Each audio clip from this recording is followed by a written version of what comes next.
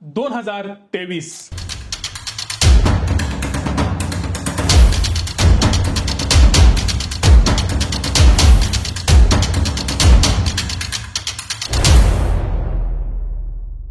नमस्कार, मी संकेत आवटे. 2022 पूर्ण झालं होतं आणि 2022 नंतर अनेक मोठी स्वप्न बघितली. मग रिच मी रिलेटेड असतील, स्वतः रिलेटेड असतील, तुमच्यासाठी काहीतरी करण्याची स्वप्न असतील, अशी अनेक स्वप्न घेऊन 2023 मध्ये एंट्री तर घेतली. पण पुढे नशिबाने काय वाढून ठेवलं होतं ना, हे बिलकुल माहिती नव्हतं. म्हणूनच जसं आत्ता तुम्ही बघताय, मागे नेहमी माझ्या खुर्ची असते आणि सपोर्ट असतो, पण आत्ता तो दिसत नाहीये.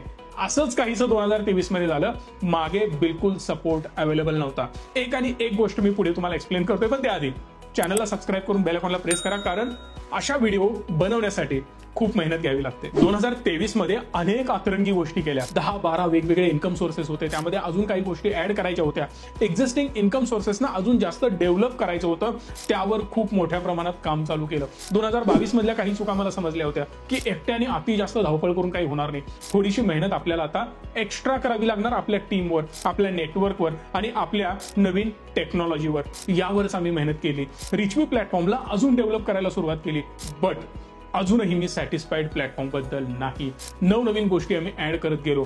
कितीही प्लॅटफॉर्म डेव्हलप हो, पण मला अजूनही त्यामध्ये चुका दिसतात. मला अजूनही स्कोप ऑफ इम्प्रूव्हमेंट त्यामध्ये दिसतो. मग 2023 तर बेस्ट एफर्ट आपण लावलेच, पण आता 2024 मध्ये त्याला अजून जास्त इम्प्रूव्ह करण्याचा आम्ही प्रयत्न करणार आहोत. एवढंच नाही तर एक माझा गोल हा होता की बिझनेसला नेक्स्ट लेवलला घेऊन जायचं, पण ते एकट्याने आणि आमच्या टीम सोबत. पण ते शक्य नाही हे आता मला कळून चुकलं. कारण जर तुमच्याकडे त्या लेवलची एक्सपर्टीज नसेल, तशी लोक तुमच्यासोबत नसतील, तर पुढे जाणं कठीण होतं. पण 2023चा एक्सपिरियन्स मात्र खराब होता. कारण ज्या लोकांसोबत आम्ही पार्टनरशिप केली, ज्या लोकांसोबत आम्ही काम करायला सुरुवात केली, त्यामधली काही लोक खराब लागली. अनेक अशा गोष्टींमध्ये मेहनत करावी लागली ज्या गोष्टींमुळे रिझल्ट आम्हाला 0 मिळाला. हो, अशी अनेक उदाहरणं मी तुम्हाला देऊ शकतो. तिथे अननेसेसरी आम्हाला हेवी हार्डवर्क करावं लागलं, जे की आमच्या प्लॅन मध्ये बिलकुल नव्हतं. एक छोटंसं उदाहरण देतो. मला कोल्हापूरमधून मुंबईला जायचं आहे, पण मुंबईला जात असताना गाडी अचानक पंक्चर होते, गाडी अचानक बंद पडते. तो माझ्या ट्रिपचा बिलकुल प्लॅन नव्हता, पण मला ते सहन करावं लागलं. सेम गोष्ट माझ्याही बिझनेसमध्ये अनेक वेळेला मला याच वर्षी सहन करावी लागली. पण तरी सुद्धा बिझनेस त्याच गतीने आम्ही पुढे घेऊन जाऊ शकलो, कारण अति जास्त मेहनत करावी लागली. जी मेहनत मी आयुष्यात केली नव्हती ना, ती पूर्ण मेहनत मी 2023 मध्ये केली. काही लोकांना ओळखण्यामध्ये माझी चूक झाली, 100% झाली. पण सगळीच लोक खराब नसतात हे पण मला माहिती आहे. त्यामुळे यावर्षी आम्ही अशा लोकांना घेऊन येतोय जी लोक खरंच आपल्या कंपनीसाठी आणि त्यांच्यासाठी खूप हार्डवर्क करतील आणि आपल्या प्रोडक्टला म्हणजेच त्यांच्या प्रोडक्टला नेक्स्ट लेवलला घेऊन जाण्यासाठी हेल्प करतील. आयटी मध्ये सगळ्यात पहिली इम्प्रूव्हमेंट आम्ही करणार आहोत. आयटी साठी एक सेपरेट टीम डेव्हलप करणार आहोत. एक आयटी साठी आम्ही को फाउंडर घेऊन येणार आहोत, जो आयटी प्रोडक्ट बनवण्यासाठी हेल्प करेल. आणि खरंच जर तुमच्यापैकी कोणी असेल ज्याला आमच्यासोबत काम करायचं आहे, आपल्या आयटी डिपार्टमेंटला नेक्स्ट लेवलला घेऊन जायचं आहे आणि त्याला लीड करायचं आहे, खरंच तुम्ही पॅशनेट असाल, तर तुम्ही डेफिनेटली या माझ्या पर्सनल ईमेल आयडीवर ईमेल करू शकता. मी पर्सनली तुमच्या ईमेलला रिप्लाय देईन. पुढचा पार्ट येतो ऍक्च्युअल रिसर्चचा. रिसर्चवर भयंकर मेहनत केली साहेब. रात्रआणी दिवस जागून एक आणि एक स्टॉकची बॅलन्स शीट, एक आणि एक स्टॉकचा इन अँड आउट रिपोर्ट, त्यांचा प्रोडक्ट, त्यांची फॅक्टरी, त्यांच्या इंटरनल मॅनेजमेंट आणि टीम सोबत स्वतः बोललोय. आणि त्याचमुळे मागचं वर्ष आपलं भयंकर होतं. आजपर्यंत कोविडने रिटर्न दिले नव्हते, ते आपण मागच्या वर्षामध्ये रिटर्न लोकांना दिले. आणि याचमुळे आपला 99.9% क्लायंट बेस एकदम हॅपी आहे. आणि मी सुद्धा आनंदी आहे, कारण मी एखाद्याच्या जीवनामध्ये व्हॅल्यू ऍड करू शकतोय.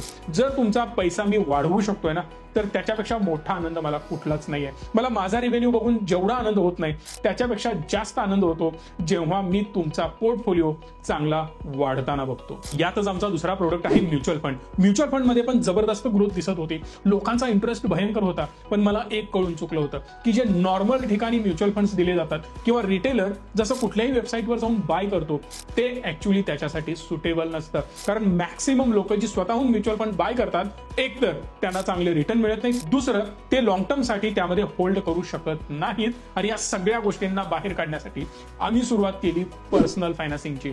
आम्ही तुम्हाला विचारतो, तुमचा इन्कम किती आहे? एक्सपेन्स किती आहे, गोल काय आहे, किती % अपेक्षा ठेवताय, किती वर्षांमध्ये तुम्हाला किती अमाऊंट बनवायची आहे, आणि या सगळ्यावरून तुमची होते रिस्क प्रोफाइलिंग. आणि आम्ही ठरवतो की तुम्हाला कोणता प्रोडक्ट कुठे घेऊन जाण्यासाठी बेस्ट असेल, आणि तोच प्रोडक्ट तुम्हाला दिला जातो. त्यामुळे चांगले रिटर्नही मिळतात, तुमचं गोलही पूर्ण होतं, आणि नेहमीप्रमाणे तुम्ही आनंदी राहता, आणि तुम्हाला बघून माझ्या चेहऱ्यावर नेहमी हास्य राहतं. पण म्युच्युअल फंड दिसतो तेवढा सोपा नाहीये. म्युच्युअल फंड अनालिसिस करण्यासाठी अजून जास्त कठीण, कारण एकच कंपनी मल्टिपल प्रोडक्ट बनवते. Small cap, large cap, mid cap, sectoral basket, hybrid असतात, आणि वेगवेगळ्या कमोडिटीज मध्ये सुद्धा इन्व्हेस्टमेंट त्यांची होते. मग याचमुळे आपल्याला हे समजायला हवं की कोणता प्रोडक्ट कुठल्या कंपनीचा बेस्ट आहे. For example blue chip fund. प्रत्येक कंपनीचा म्युच्युअल फंड एएमसीचा ब्ल्यूचिप फंड असतो, पण सगळ्या एएमसीचे ब्ल्यूचिप फंड सेम परफॉर्म करतात का? तर नाही. म्हणूनच आम्ही एक नेक्स्ट लेवलचा पर्याय निवडला. प्रत्येक कंपनीच्या सीईओना भेटणं, प्रत्येक कंपनीच्या टॉप मॅनेजमेंटना भेटणं, आणि सगळ्यात महत्वाची गोष्ट त्या फंड मॅनेजरना भेटणं. फंड मॅनेजरला भेटल्यानंतर लगेच क्लॅरिटी येते की तो हा फंड कुठे घेऊन जाऊ शकतो. खरंच हा फंड वाढणार की हा फंड डुबणार? हे सगळं करत असताना मी एक नवीन ट्रेडिंग सेटअप बनवला. नो डाऊट स्वस्तात मस्तच बनवला, पण मला वाटत होतं की ट्रेडिंग सेटअप बनवल्यानंतर अतिशय गोष्टी हलक्या होतील. पण माझ्या दृष्टिकोनातून मला एवढा त्याचा फायदा झाला नाही. 2023च्या सेकंड हाफ मध्ये तर मी हा सेटअप वापरणं ऑलमोस्ट बंद करून टाकलं, कारण स्ट्रॅटेजी माझ्या बदलत गेल्या होत्या. मार्केट कंडिशन बदलत होतं. जसं मी स्ट्रगल करत होतो बाकी बिझनेसेसमध्ये, तसंच मला स्ट्रगल करावं लागलं ट्रेडिंग मध्ये सुद्धा. मध्ये काही माझे लॉसेस पण झाले, जे मी ऑलरेडी युट्यूबवर पब्लिश केलेले आहेत. त्याचबरोबर मला हे कळून चुकलं की आता 5 करोड 10 करोड मोठी अमाऊंट टाकून एवढ्या सहजासहजी स्कॅल्पिंग होत नाहीये, बिकॉज आपलं स्टॉप लॉस हंटिंग होत आहे. पण जेव्हा मी सेम स्ट्रॅटेजी छोट्या कॅपिटलने ट्रेड करून बघितल्या, तेव्हा मात्र स्टॉप लॉस हंटिंग होत नव्हतं. मग अजून मी स्ट्रॅटेजीज मध्ये मॉडिफिकेशन केले, अजून बरेच बदल केले, आणि आता मात्र मोठं कॅपिटल कुठल्या स्ट्रॅटेजीला वापरायचं आणि छोटं कॅपिटल कोणत्या स्कॅल्पिंगला वापरायचं हे मला चांगलंच कळून चुकलंय. त्यामुळे 2024 मध्ये पुन्हा एकदा खूप मोठ्याने आपण फोडणार आहोत. 2023 मध्ये अनेक मेजर आलेला प्रॉब्लेम तो म्हणजे हेल्थ. तब्येतीकडे बिलकुल मी लक्ष दिलेलं नव्हतं सुरुवातीला, पण जसं मी आजारी पडलो, हॉस्पिटलाइज झालो, 10-15 दिवस वाया गेले. मग कळून चुकलं मला की हार्डली 1-2 तास वाचवण्याच्या नादात अनेक दिवस मी वाया घालवले. म्हणून सुरुवात केली एक्सरसाइजला, म्हणून सुरुवात केली मेंटल पीसनी काम करायला, म्हणून सुरुवात केली कामासोबतच तब्येतीवर आणि माझ्या आहारावर फोकस करायला. बाहेरचं खाणं ऑलमोस्ट बंद केलं. जरी खायची वेळ आली तरी ते माझं खाणं एकदम सोबर असतं, आणि याचमुळे एनर्जी अजून जास्त वाढू लागली. आणि 2024 मध्ये अजून जास्त इम्प्रूव्ह करण्यावर मी फोकस करणार आहे. लोकांचे अनेक पोर्टफोलिओज तर आपण बनवले, पण स्वतःच्या फोलिओचं काय, त्याच्यावर पण मेजर मी फोकस केला. माझा पर्सनल फोलिओ तर आहेच, पण तो फोलिओ मी कंपनीच्या नावाने शिफ्ट केला, जेणेकरून टॅक्सेसमध्ये मला फायदा होईल. माझ्या घरच्या प्रत्येक फॅमिली मेंबरच्या नावाने चांगल्या इन्व्हेस्टमेंट्स केल्या, त्यांचे फोलिओ डेव्हलप केले, चांगले स्टॉक बाय करून ठेवले, त्याच्यावर अजून अग्रेसिव्हली मी लक्ष द्यायला सुरुवात केली. ते फोलिओज भयंकर ग्रो करून घेतले. एवढंच नाही तर 2024 मध्ये मी असे छोटे छोटे स्टॉक निवडतोय. आता बिलकुल याला पेनी स्टॉक म्हणू नका, छोटे मायक्रो कॅप स्टॉक तुम्ही म्हणू शकता.